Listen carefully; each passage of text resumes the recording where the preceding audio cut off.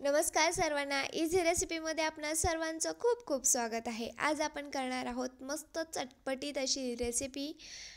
शाळेच्या बाहेर बघा समोसे मिळतात, ड्राय तिखट समोसे. अगदी सेम आपण तसेच समोसे घरी करणार आहोत.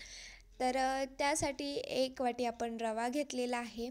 रवा बारीक आहे, तुमच्याकडे नसेल तर मिक्सरच्या भांड्यात मोठा रवा टाकायचा आणि बारीक करून घ्यायचा.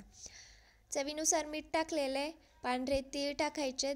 ओवा घ्यायचा आहे. ओवा हातावरती या प्रकारे क्रश करून टाकायचं आहे आणि हे सर्व व्यवस्थित मिक्स करून घ्यायचं आहे. आता याच्यामध्ये आपल्याला टाकायचं आहे मस्त तेलाचं कडकडीत मोहन. तर इकडे मी तेल किती घेतलं आहे, पोह्याचे जे 4 चमचे असतात पोहे खायचे आपले टेबलस्पून, ते 4 चमचे तेल घ्यायचं, मस्त कडकडीत गरम करायचं आणि ते टाकायचं. आता तेल व्यवस्थित रव्याला लागलं पाहिजे, त्याच्यासाठी हाताने एकसारखं असं मिक्स करून घ्या, चोळून घ्या तेल. आणि आता याच्यामध्ये आपल्याला पाणी टाकून हे घट्टसर असं मळून घ्यायचे.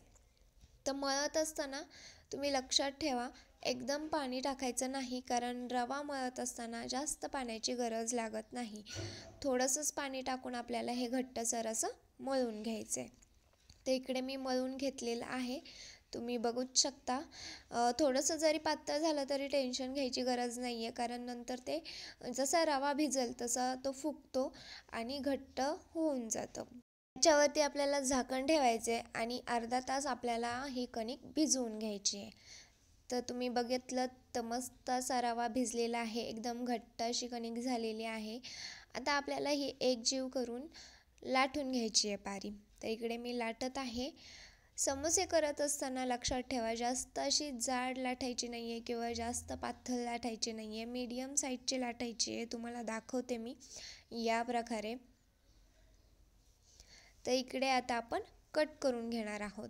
तर कट करत असताना तुम्ही एकसारखे एकदम पूर्णपणे अशा पट्ट्या करून घेतल्यात तरी चालेल, पण इकडे मी तुम्हाला दाखवण्यासाठी पूर्ण कट करणार नाही आहे, जस्ट काही लागेल तेवढेच कट करून दाखवते आहे तुम्हाला. तर साईडला काढून घेऊयात हे, आणि ही जी मोठी पट्टी आहे त्याची मी करून दाखवते. आता आपल्याला याचा ट्रायंगल शेप द्यायचा आहे. तर मी तुम्हाला त्या समोशाचा कसा शेप देता येईल ते दाखवते आहे. या प्रकारे द्यायचा आहे तो, त्यामुळे तो मस्त असा समोशाचा आकार येतोय त्याला, बघितलं तुम्ही हे. तर याच प्रकारे तुम्ही उरलेले देखील करून घेऊ शकता. एकदम करून घ्यायचेत.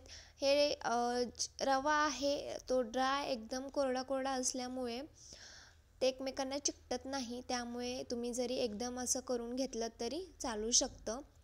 आता आपल्याला हे तळून घ्यायचं आहे. तर तळत असताना तेल एकदम कडकडीत पाहिजे. तेल गरम करायचं फुल गॅसवरती आणि नंतर गॅस फुल टू मीडियम असा मध्ये ठेवायचा आणि आपल्याला ते तळून घ्यायचं आहे. तर तळत असताना तुम्ही बघितलं की जसं आपण टाकत आहे तसं ते असं लगेचच फुगत आहे. मस्त होतात, एकदम छान लागतात. हे पहा. तर आपल्याला कमी गॅसवरती हे तळायचं नाही आहे, गरम कडकडीत तेलावरतीच आपल्याला हे मस्त असे तळून घ्यायचे आहे, त्यामुळे ते छान असे क्रिस्पी होतात. ते इकडे मी काढून घेते.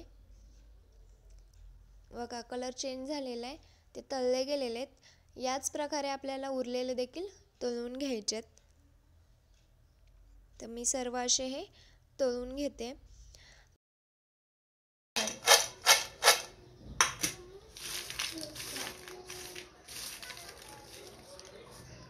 सर्व तळून घेतलेले आहेत. तर इकडे आता त्याच्यामध्ये आपल्याला लाल मिरची पावडर, धना पावडर, आमचूर पावडर आणि चाट मसाला असं मी टाकून घेते आहे. त्यामुळे काय होणार आहे, जे आपले जे समोसे असतात ते एकदम चटपटीत मस्त लागतात. वरून थोडं थोडं असं टाकून घ्यायचं आहे. असेही छान लागतात, तिखट करायची गरज नाही आहे. पण जर तुम्हाला मार्केटसारखेच पाहिजे असतील तर या प्रकारे करू शकता. मस्त दिसत आहेत आणि मस्त लागतात देखील. तुम्ही नक्की ट्राय करा.